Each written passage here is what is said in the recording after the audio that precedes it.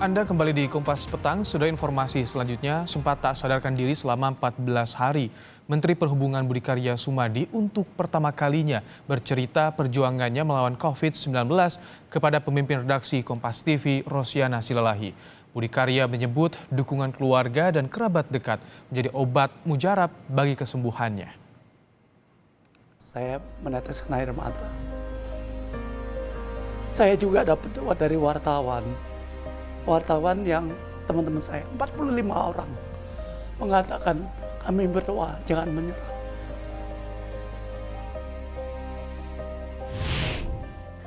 Menteri Perhubungan, Bapak Budi Karya Sumadi, sakit dan mengatakan 14 hari tidak sadarkan diri.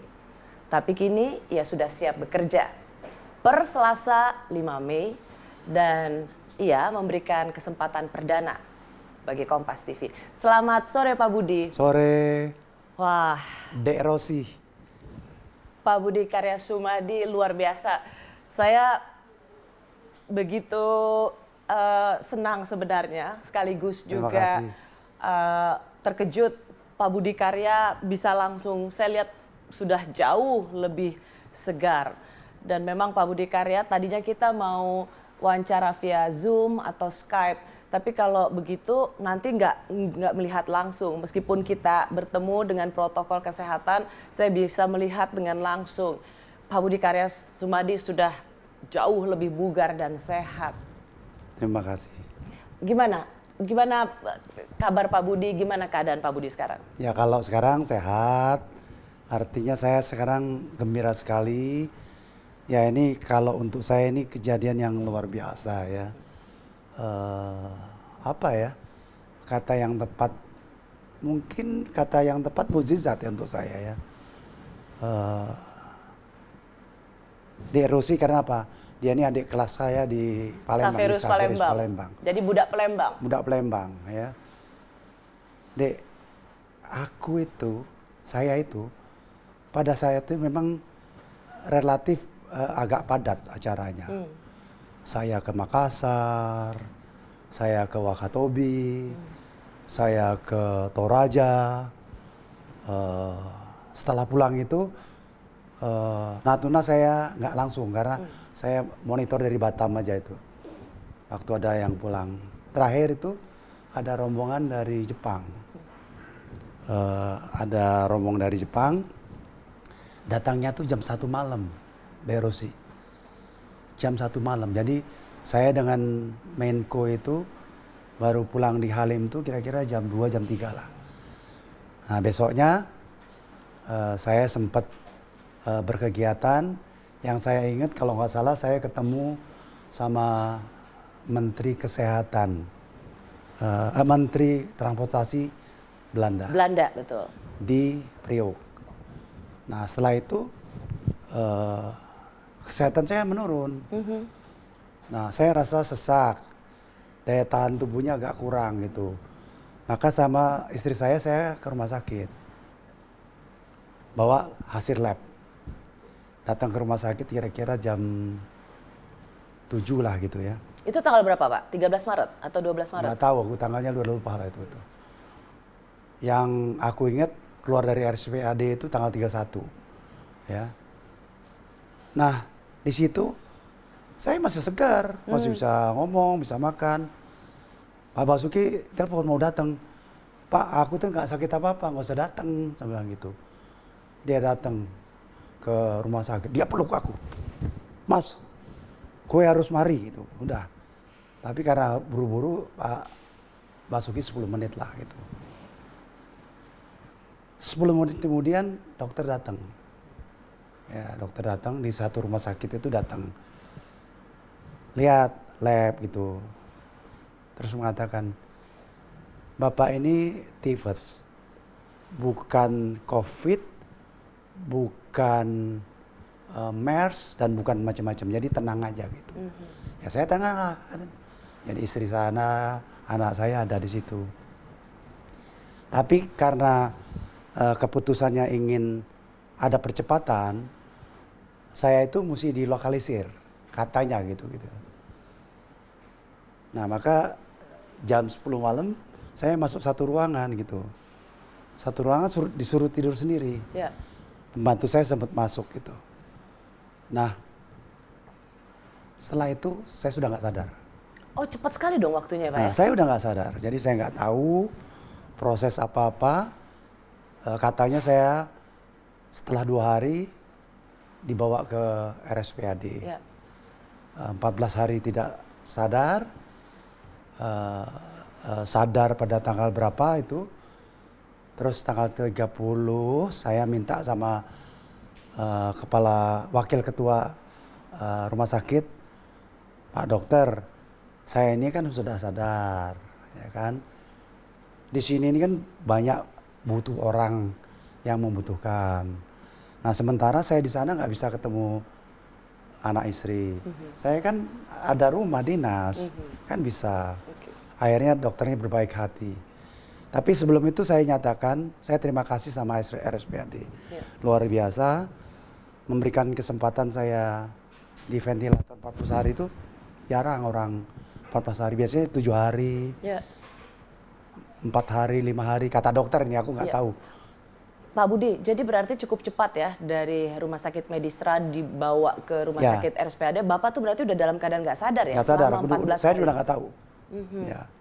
Ya, waktu itu Pak kan saya ingat hari Sabtu tanggal 14 Maret perwakilan dari RSPAD dan Pak Pratik Mensesnek yang mengumumkan bahwa Menteri Perhubungan terinfeksi COVID. Waktu itu berarti Bapak sudah dalam keadaan nggak sadar? Nggak tahu, saya tahunya dari rekaman aja.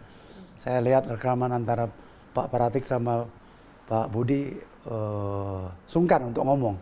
Akhirnya Pak Pratik, saya lihat dari rekaman aja. Setelahnya, pascanya Pak setelah ya? pasca. Karena kemudian Pak Dokter dan Pak Pratik juga secara betul ada kesungkanan pada saat ada gesture kesungkanan pada saat mengumumkan dan betul-betul diwanti-wanti bahwa atas izin keluarga untuk mengumumkan ini. Betul. Apa latar belakangnya tuh Pak? Saya pikir kalau untuk keluarga, kami keluarga itu memang biasa-biasa saja gitu. Istri saya memang nggak biasa tampil di publik ya, dan merasa ini satu hal yang luar biasa.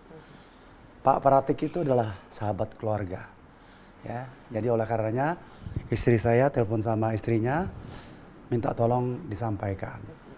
Saya pikir itu satu yang bijak ya. Pak Pratik adalah satu pembantu presiden yang utama, istrinya sahabat istri saya. Saya pikir itu satu yang tepat lah ya. Tapi juga di situ saya mengapresiasi itu karena memang dinyatakan bahwa harus diumumkan, harus open dan sebagainya. Bagi saya nggak apa-apa. Ini kan bukan satu penyakit yang tidak disembuhkan. Nyatanya sekarang saya sembuh gitu. Jadi saya berterima kasih kepada Pak Pratik ya yang mengumumkan saat itu karena penting ada suatu keterbukaan. Betul. Bahwa pejabat pun bisa kena gitu ya. Pak Budi, beredar kan waktu itu video sempat sudah sadar waktu itu direkam oleh dokter RSPAD dan kemudian itu viral, semua mendoakan wah semangat. Tadi Pak Budi sempat mengatakan itu sebenarnya second wave, maksudnya apa tuh Pak? Jadi gini, Budi? Saya sadar hari kedua ada seorang dokter yang satu daerah dengan saya. Ya, Pak Dokter? Dokter Mauludin ya, datang ke tempat saya. Dia bahasa Palembang. Ini kan orang Palembang juga. Orang Palembang ya Pak gitu. Orang Palembang mesti ngelawan. Dia itu. Nah aku wah dapat teman saya bilang itu. Kenapa awalnya memang Pak Budi udah sempat nggak ini? Ya dokter kan biasanya standar kan kalau nggak ada satu emosional. Ya mungkin dokter Palembang karena merasa orang Palembang dia biasa kan. Kalau kita tuh ngomong tuh selemaknya gitu. Justru itu memberikan suatu semangat untuk saya. Apakah waktu itu memang Bapak udah sempat sadar? Ya itu sadar hari kedua. Sadar hari kedua? Hari kedua. Jadi Pak Dokter melihat, aduh ini belum ada semangat, harus diberi semangat. Ya, keluarlah itu bahasa Palembang ya? Mungkin nggak sengaja juga. Karena ketemu orang Palembang keluar aslinya gitu loh. Kalau kita kembali ke ini, orang mengira Bapak itu karena kan disebut garda terdepan waktu penjemputan WNI di Kertajati. Udah bisa terdeteksi nggak sih Pak Budi itu memang kena karena ada di Kertajati? Saya pikir saya pastikan bukan di Kertajati. Saya tuh mulai soal COVID ini pada saat Natuna. Tapi karena saya ada meeting dengan Menteri Singapura, Menteri Perhubungannya, saya cuma minit dari Batam. Wali kota Batam tuh sempat marah, nggak mau gitu. Saya temuin, saya setengah hari di Batam, terus Dirjen Udara yang memanage.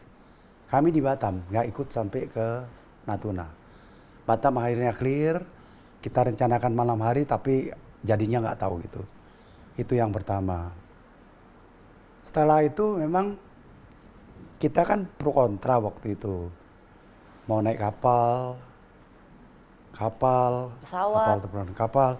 Akhirnya dalam rapat kabinet diputuskanlah menggunakan kapal. Saya mengusulkan karena tahu situasi Kertajati kan kosong kalau malam, ya. Kertajati terus ke Indramayu, dua-duanya itu udah tahu tempatnya gitu. Jadi malam itu jam berapa ya? Jam 6 rasanya ya. Saya ke Indramayu dulu, datang makan sate lah cerita dari situ. Terus pulang ke Kertajati jam 12 malam, pesawat datang. Mungkin jam 1 atau jam 2 gitu. Kita dari jauh gitu. Begitu pesawat menurunkan semua dan berangkat ke Indramayu, kami pulang dengan Pak Muhajir, dengan Dirjen Udara. Kita pulang kira-kira jam 2:30 lah pulang. Udah berapa hari kemudian masih sehat. Ya. Nah habis itu menurun. Aku kontrol dokter. Nah terakhir itu yaitu ketemu Menteri Transportasi. Sampai satu hari saya dinyatakan gitu. Pak Luhut cuma ngomong sama saya, ke dokter kamu gitu. Itu Pak Luhut ya? Pak Luhut yang ngomong itu. Pak Luhut kan atasan saya. Aku yang tanggung jawab kamu nanti. Udah saya datang ke sana, rumah sakit, ya itu 14 hari nggak sadar.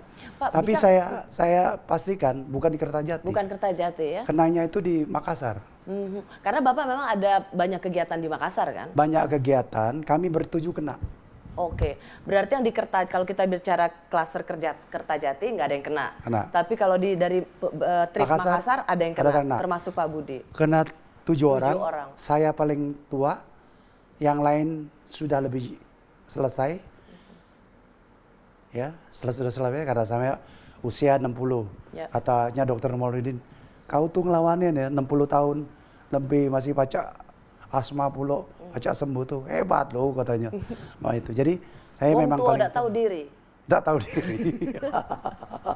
Nggak lupa umurnya lah tua. Lupa gitu itu. Wong Palembang kan nggak lagi itu begaya gitu. Begaya Wong Palembang. Memang tapi bisa dibilang karena asma penyakitnya Pak Budi lebih serius ya Pak ya? Sebenarnya penyakit asma itu sudah menjadi teman saya. Ya. Dia hadir sejak saya 4 tahun. Ya. Puncaknya pada saat saya di UGM. Dites alergi apa-apa, nggak sembuh juga gitu. Jadi bagi saya itu ya asma itu teman. Karena memang para dokter biasanya ketika menjelaskan soal mereka yang sakit COVID ini biasanya dia pasti punya bawaan tertentu, ya. Pak. Termasuk punya problem pernafasan seperti asma. Makanya tidak heran Pak Budi selalu mengatakan mukjizat betul ketika ini sampai Pak Budi terinfeksi, punya riwayat asma, 14 hari ventilator, tidak sadarkan diri dan ada faktor umur. Mukjizat. Ya, terima kasih Tuhan. Terima kasih teman-teman yang mendoakan saya ya. Teman-teman Saparius itu kirim satu teman alumni kita ya, Cici dan sebagainya itu kirim. Saya meneteskan air mata. Saya juga dapat doa dari wartawan. Wartawan yang teman-teman saya, 45 orang mengatakan kami berdoa jangan menyerah. Saya terharu saya merasa bahwa saya masih banyak teman-teman yang menginginkan suatu waktu kita. Mereka teman-teman sejati. Dari UGM juga begitu. Teman-teman nyanyi bersama. Jadi teman keseharian yang mereka bukan seumur saya. Mereka masih umur 20 tahun, 40 tahun. Maaf kalau saya cengeng, minta tisu. Jadi saya benar-benar waktu itu terharu. Sapirius, UGM, teman-teman itu 3 yang menurut saya memberi semangat, signifikan memberikan semangat. Selain teman-teman yang lain. Dan itu adalah obat yang obat ya. Tentunya kakak dan saudara-saudara saya baca Yasin dan sebagainya itu dilakukan. Saya terima kasih. Ya tentulah kalau kakak dan adik kan itu wajar ya. Tapi kalau alumni Sapirius gitu ya, alumni Gajah Mada, wartawan yang hanya ketemu mungkin sekali 2 kali dia ngomong begitu. Nah ini harus dimaknai bahwa satu kejadian yang besar ini harus juga diambil sebagai suatu pelajaran bahwa solidaritas itu mesti penting. Kebersamaan itu harus penting. Maka saya setiap kali saya katakan, ini presiden, pemerintah kan pengen ini selesai dengan segera. Presiden selalu mengatakan, yuk kita lakukan. Ya, sebagian merok, ya, sebagian bully, jangan dong. Kita harus kompak. Kalau nggak kompak nggak bisa. Terima kasih banyak ya Pak Budi. Pak Budi juga harus jaga juga, jangan langsung gaspol. Banyak yang ngingetin, makanya ini aku tadi dikawal 3 dokter. Iyo. Ya. Terima kasih ya Pak Budi Karya Sumadi, sehat terus. Ya.